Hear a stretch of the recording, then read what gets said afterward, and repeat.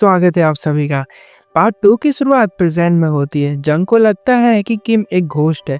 किम बार-बार बोल रहा होता है कि मैं रीपर हूँ और तुम 7 दिन में मरने वाली हो। तुम्हारी आत्मा को मैं लेकर जाऊँगा और इसे प्रूव करने के लिए इसको हॉस्पिटल में लेकर आता है, जहाँ पर इसके सामने एक मरीज की मौत हो जाती है, जिसकी सोल को लेने के लिए एक रीपर आया होता है। जंग ने आज पहली बार ये सब नज़ारा देखा होता है। वो शॉक हो गई होती है।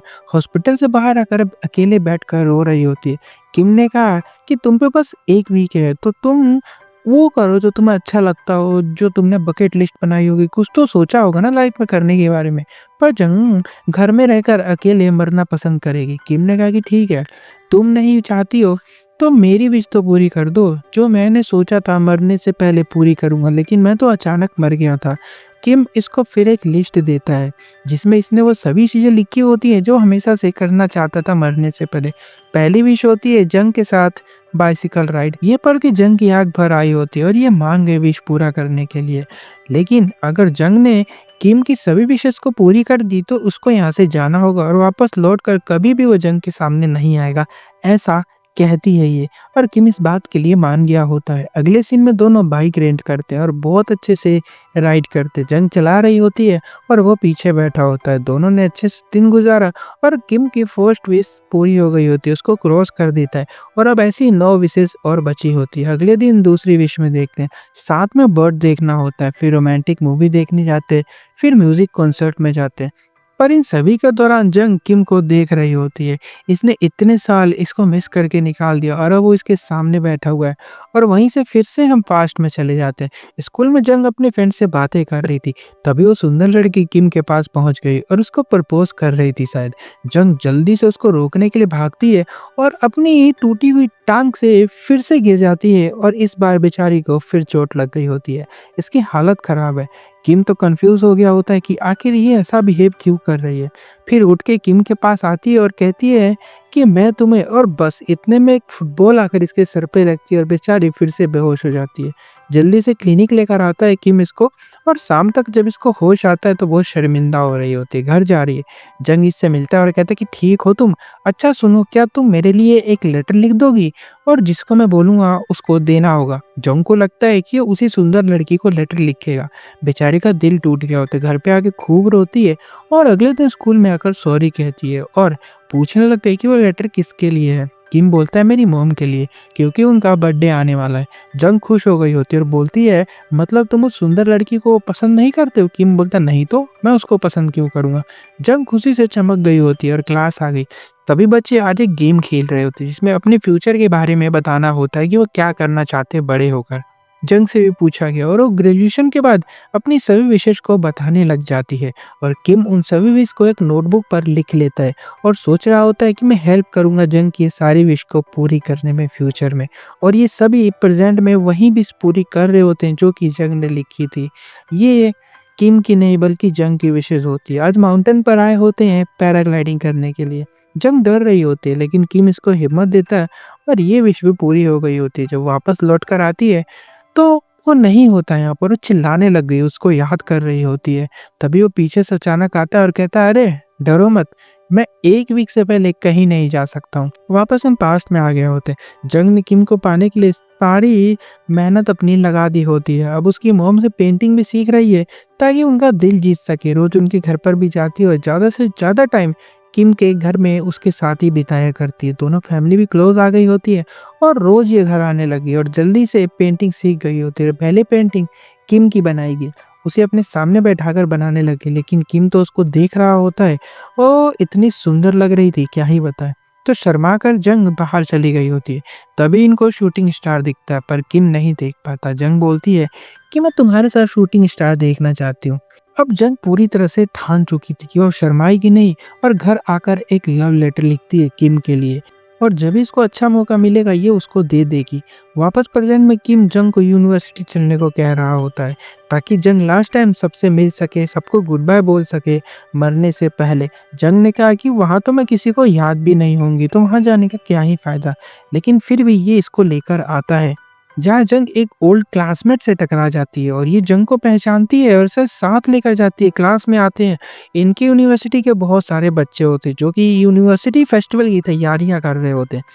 और जंग अपनी ड्राइंग स्किल्स यूज़ करके इनकी हेल्प भी करती है। सभी काफ़ी इम्प्रेस होते हैं इससे और इसे फेस्टिवल जॉइन करने को कहते हैं, जैसा ये बचपन में किया करते थे। जंग को थोड़ा अच्छा लग रहा होता है, खुश होती है ओल्ड क्लासमेट से मिलकर और सबसे अच्छा टाइम स्पेंड करती है। और वापस पास्ट में हम देखते हैं, जंग की क्लास ट्रिप पर आई हुई थी जहाँ पर इसने किम के साथ अच्छा टाइम बिताया था। पर किम का फ्रेंड भी जंग को लाइक करता था और वो उसके पीछे-पीछे घूमता रहता था। और किम एक हँसमुख लड़की थी, वो ज़्यादा किसी के बारे में सोचती नहीं थी, इसलिए वो भी उसके साथ टाइम स्पेंड कर लिया करती थी, घूमती थी। अब ये देखकर किम को लगने लग गया था कि शायद जंग मेरे दोस्त को पसंद करती है, इसलिए ये अपना प्यार कुर्बान कर देगा अपने दोस्त के लिए। और उसने दूरियां बनानी शुरू कर दी और पूरी ट्रिप इसने उदासी में ही निकाल दी थी। ट्रिप से घर वापस आता है तो इसकी मॉम ने इसको एक न्यू जैकेट गिफ्ट किया। किम ने खुशी से सोचा कि कल पहनकर स्कूल जाऊंगा।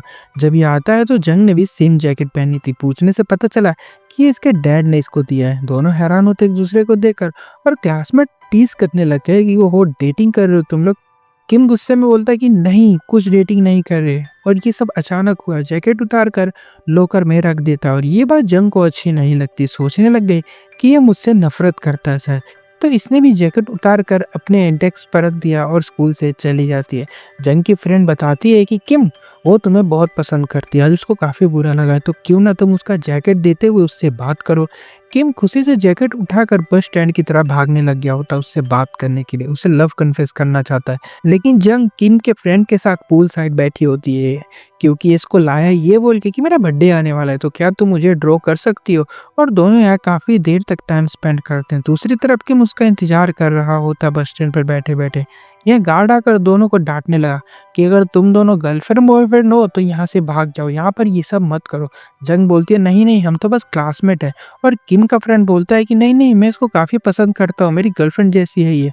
अब ये सुन के जंग काफ़ी शॉक हो गई होती है और सोचने लग गई कि किम मेरे साथ इसलिए रहता है ताकि वो अपने दोस्त की मदद कर सके मुझे पाने के लिए, मेरे बारे में जानना चाहता है ताकि अपने दोस्त को बता सके।